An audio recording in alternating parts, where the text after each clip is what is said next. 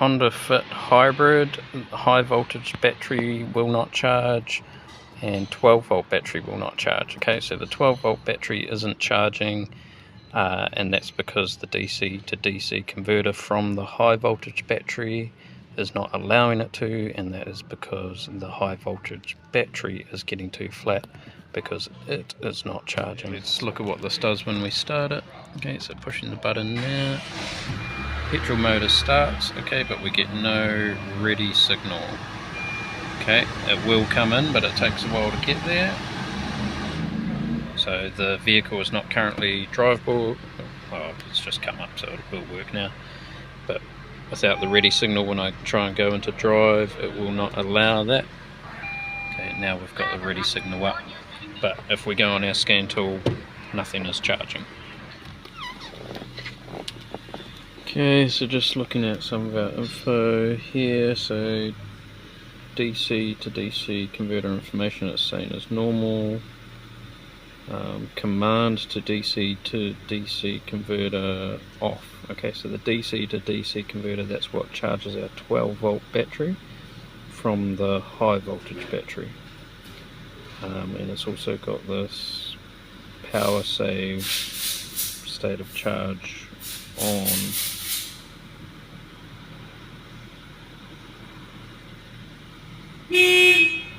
Motor regeneration limit command is on.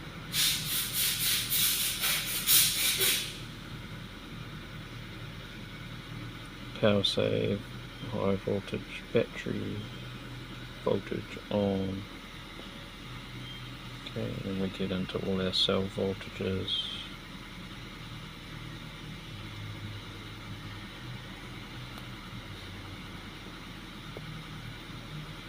Problem at the moment is that we are not charging that high voltage battery. Okay, so it's a bit hard to say with those cell voltages. Yeah, there are some variations there, but is that because the battery is flat? And you have these two HV battery cell voltage sensor 1 and sensor 2 failure information, which are in red. Okay, so when we go to read codes, we have no codes in there.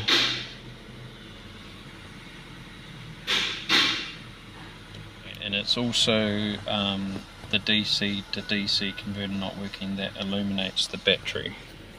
Okay. Sorry, it illuminates the battery light on the dash. So that battery light on the dash is brought on because the DC to DC converter is not charging. Okay, so on this one we're actually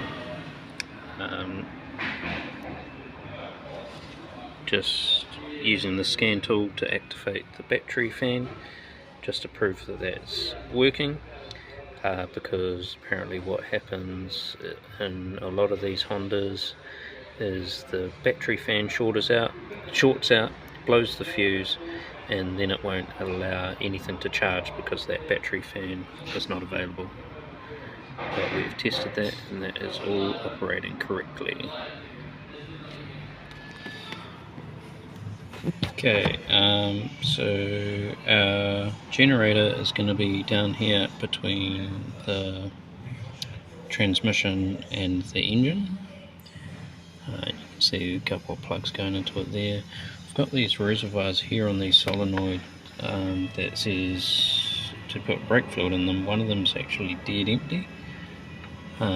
So that will be our first step, will be just to refill that, just to make sure it's not, not allowing something to happen because that's empty. So I don't imagine that's going to fix our issue, but we'll start with that and just make sure that's right first. And if we come into our hot functions here and into the BMS, which is not battery monitoring system. If we come to here to try and read the current data, press OK. Okay, it won't actually read it. Okay, if I come into voltage sensor check, okay, it tells me that I have failures errors on these two voltage sensors. Okay, and then it tells me here basically if a failure is detected in the CVS cell voltage sensor, you cannot correctly read the battery information, so it wouldn't read it before. We did actually end up getting a few fault codes as the battery deteriorated further, and these are these codes here that are all about those battery cells. Okay, so at this point in the game we were stuck with the question, is it not allowing any charging because the voltage sensors are faulty, or because the cells are too far out of whack? Or what we thought was more likely was that the cells were out of whack because the battery was not being charged, and then because that was all out of whack, that was upsetting the voltage sensors. That was our suspicion, so we went back to the insurance and suggested that it was most likely the generator, and a transmission was going to be what it needed. They spoke to an out-of-town specialist. They wanted to check out the battery first, fair enough, so that was removed and sent away to them to be all checked out and have those cells all brought up and rebalanced before we carried on diagnosis. Okay, so we've got our battery back from the specialist now. Basically they haven't found any faulty cells, but they have recharged them all and balanced the cells. So we're basically now on install, and we will see if that gets rid of our voltage sensor codes because of the flat battery, and then we can sort of reassess from there what's happening in terms of charging, etc. Okay, so quick tip before you start installing: make sure your 12 volt battery is still disconnected, in case if the vehicle's been moved around and had that battery connected in order to get it out of park, and somebody has left it connected instead of disconnecting it again. So just make sure that is still off before you commence doing any work. Okay, so we had this plug here, W, V and U, that they've left the marks on there for us. This one here, which is the 12 volt feed to the front, which will arc out on an earth if somebody has connected the battery and left it connected, hence my little warning.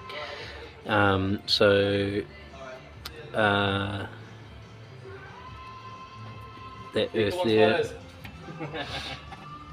and this one here once this cover goes back on. Cool, so we will slot that in now, get that earth done up, it goes on top, like that.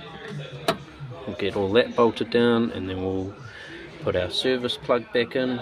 You can see I've taped over this, so when you send the battery away or anything like that, or any time you have this plug out for an extended length of time, just put some tape over there to stop any dirt or crap getting into the plug there. Okay, so everything is back together now. 12 volt battery reconnected, service plug in. Before reconnecting that 12 volt battery, we have scanned it again, cleared all the codes, and now we're going to start it up. The advice we've been given by the specialist is if it's hard to start, do not start it, basically. So we'll see how we go.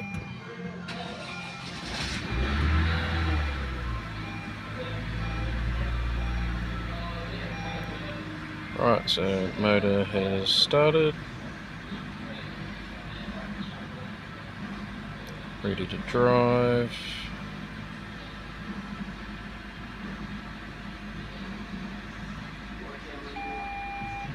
Okay, we don't appear to be getting that same warning we were before. I just want to turn this vehicle around so that its exhaust is out the door while we leave it running, and then we will look at what it's doing in terms of charging, etc. Okay, so first thing we can see here on the scan tool, 14.7 volts. So before we started, obviously that was down just under 12. So straight away our 12 volt battery is charging now, and it wasn't before. Let's see what we can see of our high voltage battery. Okay, so in our live data here now, our overall high voltage battery voltage is up now 165, which is much higher than what it was before. We'll see if that comes up anymore when we drive it too. What else have we got in here? If we look, okay, so these are our maximum and minimum cell voltages, so you can see how close these are together now. They're only about 25 millivolts apart, as when they were hundreds out before. So much closer there. 12 volt battery is charging, warning's gone off the dash, the vehicle's kept running. At this point, the power save is off. Okay, power save off, and DC to DC converter stop, no. Okay, which before that was being stopped, so that was why our 12 volt battery was not being charged. And that was because it was in that power save mode. Alright, so this is all looking good for now. We're going to go for a drive and see what happens. The other thing we want to just look at here is how soon it goes to the ready symbol. So before we'd started up, and it was a good like 30 seconds before the ready symbol came up. So we'll start up now.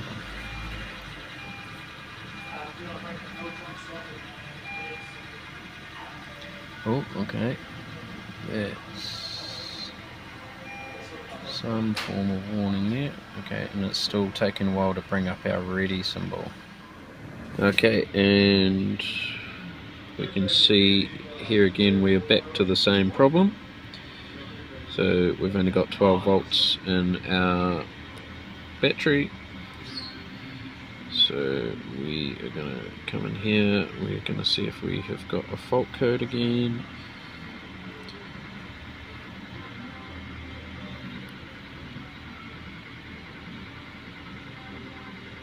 The battery is dropping down, so we have lost the charging on that. So what happened, I had it running before, 12 volt battery was charging, everything appeared to be fine. Another customer came in that I had to plug the scan tool into their car and sort something out for them. So I got one of the other guys to come and turn this off. No fault codes. That's helpful, isn't it? Okay, let's go live data. And yeah, then I've come and started it up again. And notice that the battery light is up on the dash again. And we are not charging that 12 volt. And I'm about to go away for a week, and it is 4:30 on a Friday afternoon. Fun time. So we can see here 144, so there's been about a 20 volt drop in that high voltage battery. See if we can find our cells. Okay, our cell difference is going out again, and we've got these red ones here.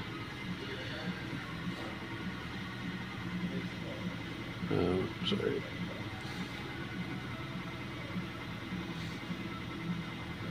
What do these say? HV battery cell voltage sensor 2 failure information.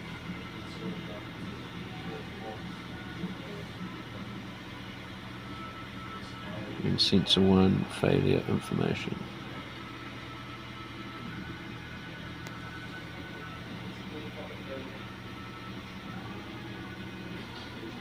Okay, where's our DC?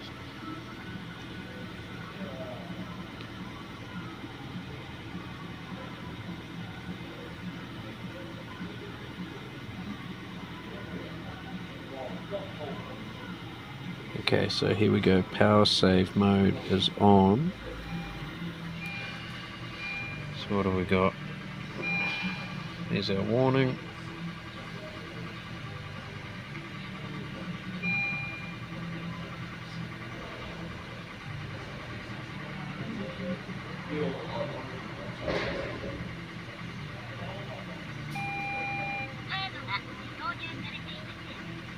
Okay, now we're ready to drive. Battery light is on. We're still in power save mode. Okay, so we need to find out why we're going into power save mode. And I think it has something to do with these voltage sensors. Just seems so strange to have two sensors failing. It doesn't make sense. Okay, so what I'm getting now, after driving it a bit, that motor inverter voltage has come back up to 125, but it's like the transmission is stuck in one gear. If I go into drive,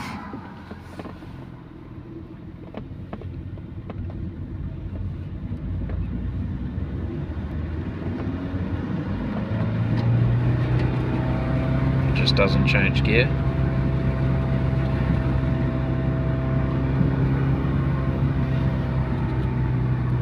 Just basically revs its guts out.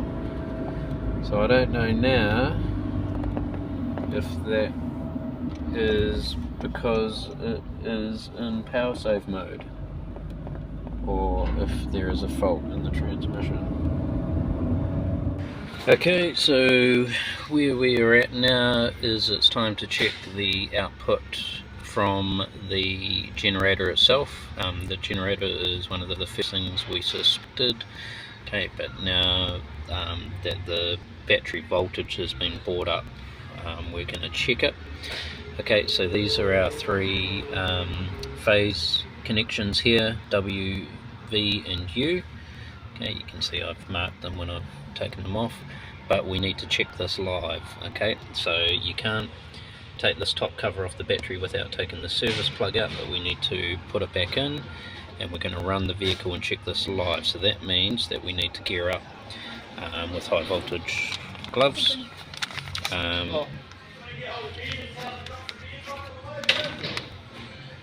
Completely circumnavigated your destroying my blocking off the area. So I'm gonna put cotton gloves on underneath just to protect the insides of the gloves, leather gloves over top to protect the outside of the high voltage gloves, and these are the high voltage gloves that go in the middle. What we need to do with these is roll each one up just to check them. Okay, so we're simply going to roll from this end and roll it up so it seals, and you'll get some air in there, and you just want to make sure that's going to hold the air and not deflate. So we'll do that with both gloves, and we'll get geared up and carry on. Know that the gloves are rated to 1000 volts, okay, which is going to be plenty for this. We're only going to be looking around 160 in the battery at the moment, but you also need to make sure that your meter is rated high enough. Okay, so 750 AC. AC is what we'll be checking, so our meter will be going to volts AC.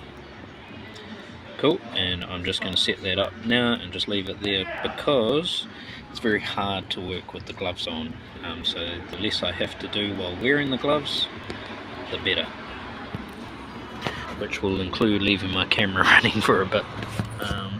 Don't worry, I'll cut it out. Okay, vehicle is running. We are on volts DC, okay, and we are going to check between each two of the connections across the three phases. Okay, let's see what we have. Nothing there.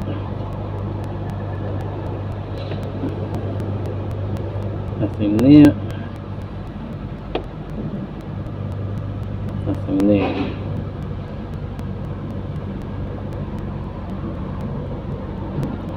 Okay.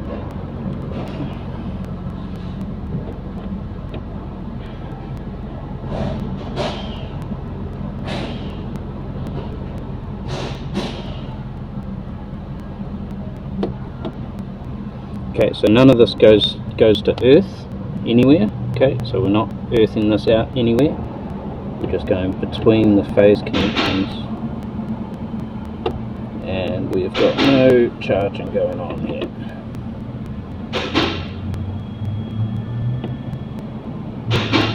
Okay, so that shows our issue. I'm just going to turn this off before the battery gets too low.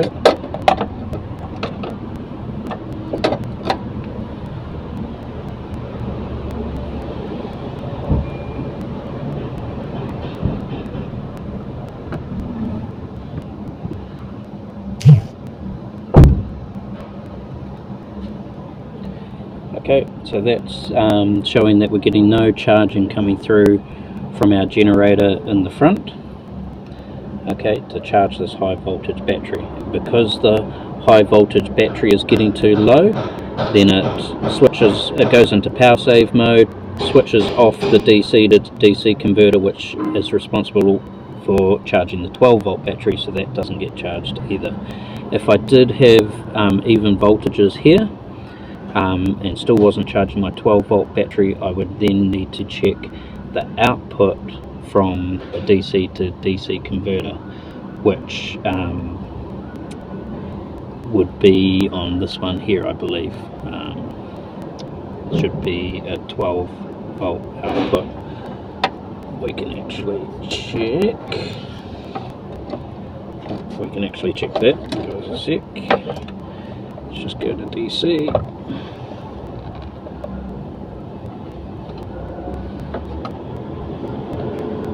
So yeah, just a side note too, the high voltage battery is a DC battery, but the charging that comes into it is AC, and then it gets converted to DC. Yep, so that's our battery output there. Okay, so we should measure around 14 volts there with it running. Okay. So if you're getting the right voltages here on the AC but not the 14 volts on the DC, then you've got a problem with the DC to DC converter. Okay, but for us we have a problem with the generator in the transmission.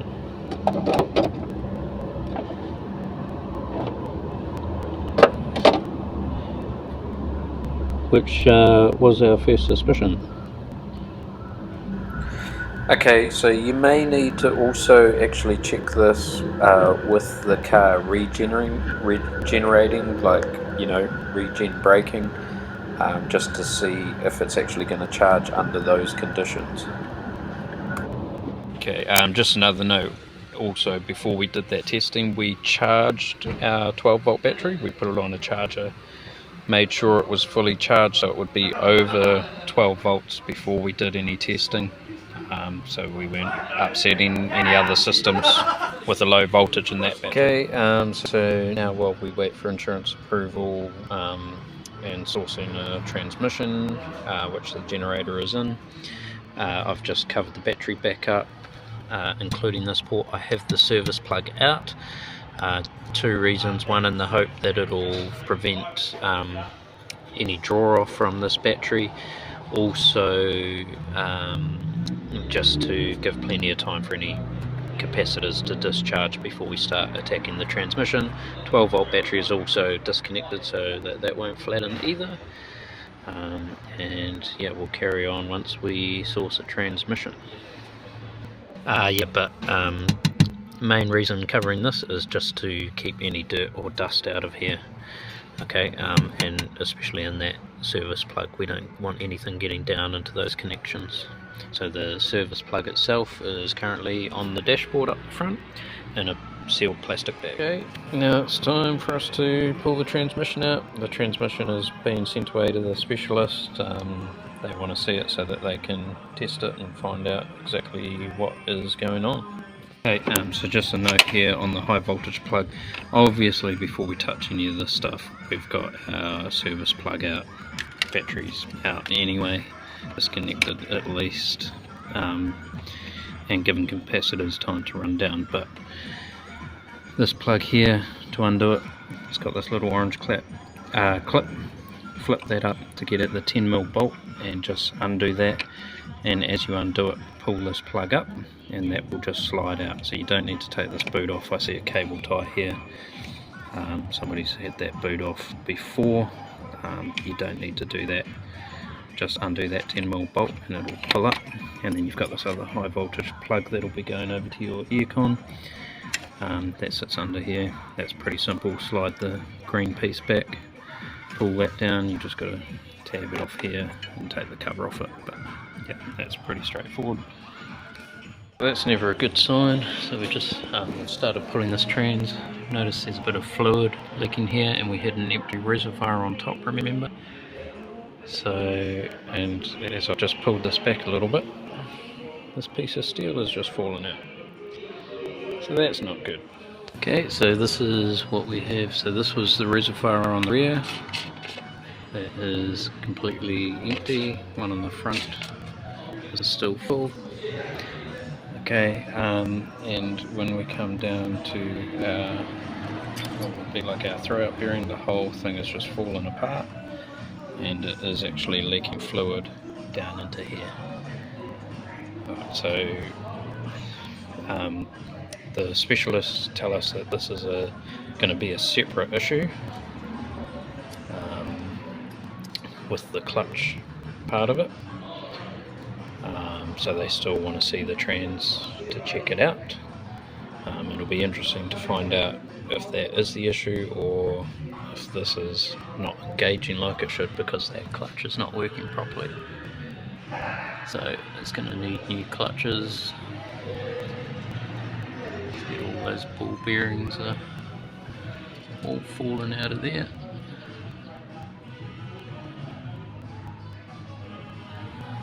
Yeah, it has all completely disintegrated. Okay, so that clutch pack just slots into here. So when we put it back together, what we'll be doing is putting that clutch assembly into the front of the trans and then slotting it back into here, just so we've got better clearance here. But yeah, that all needs to be replaced. You want to check in here is your rear main seal. One is leaking, that will be replaced as well, and we'll do the spigot bearing in at the same time. Transmission back for specialist. I see these are now full of fluid and not leaking anything out there, so they must have sorted out the clutch.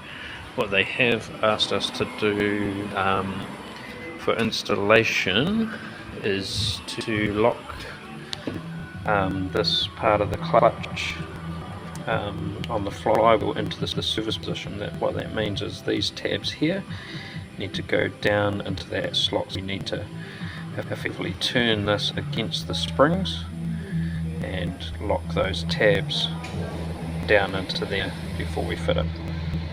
Okay, so here we are locked in position now.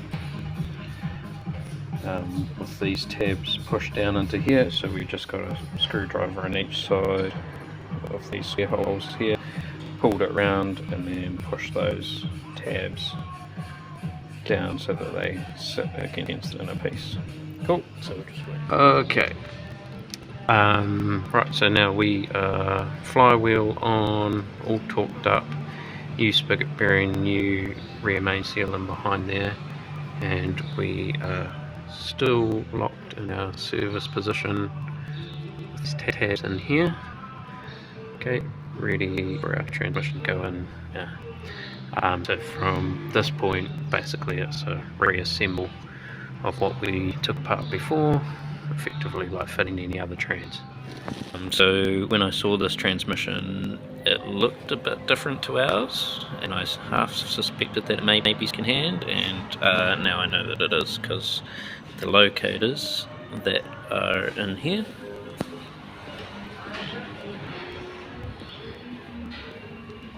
those are still in my block. Oh, that one is. That one's not. But yeah, that locator is still there. So I know that this is actually just a second-hand transmission.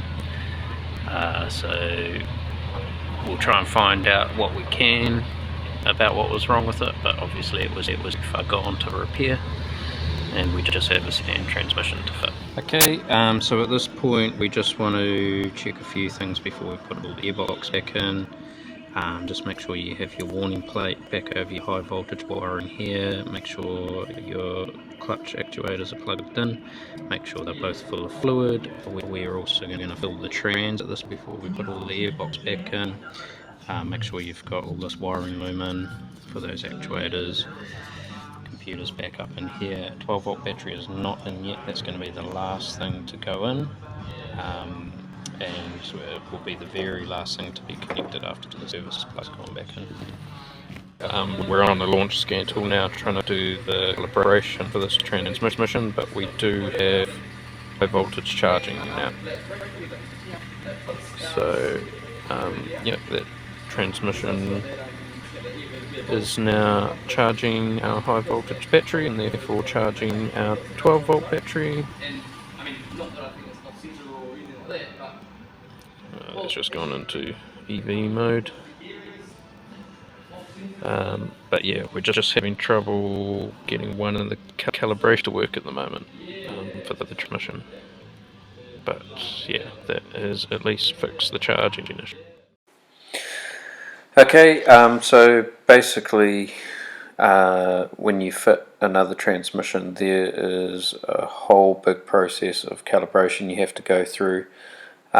We ended up grabbing the launch tool because it was more successful than what our tool was in terms of doing that. There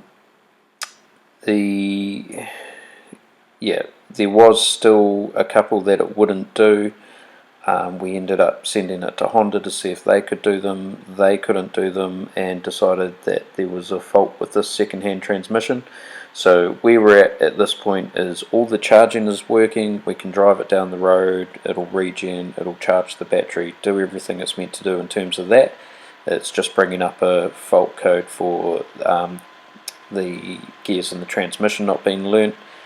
So we're actually sending the whole car back to the specialist that sent us the transmission, just so they can see, because they've done this a lot more times than us, if they can get it to calibrate somehow, or if not, they will need to look at that transmission again and see if there's actually an internal fault with that.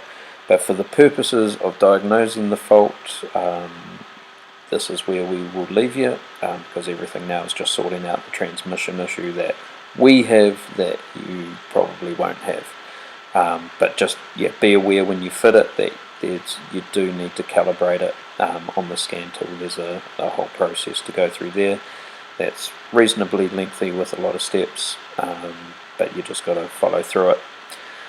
So I hope this has helped you out today, and don't forget to click a like and subscribe. This was certainly a much longer video. It was a much longer process going through diagnosis on this thing, but yeah, hopefully it'll make your job easier. So in terms of checking across those phases, actually when it was charging we didn't get anything there either. I think you would only see that actually when the thing was regenning, is when you would see those voltages come up across those phases. But that's just the advice we were given from the specialist on how to test it. So that's what we did. But in the end it got to the diagnosis that we suspected was the issue in the first place, and got us where we needed to be with a charging vehicle. Okay, so remember to jump on that subscribe button. We do a whole lot of videos based at people in the workshop trying to solve problems. So yeah, If you're seeing videos of problems before you have the problem, then you're going to know where to look when you need to find answers. So click that subscribe and we'll see you in the next video.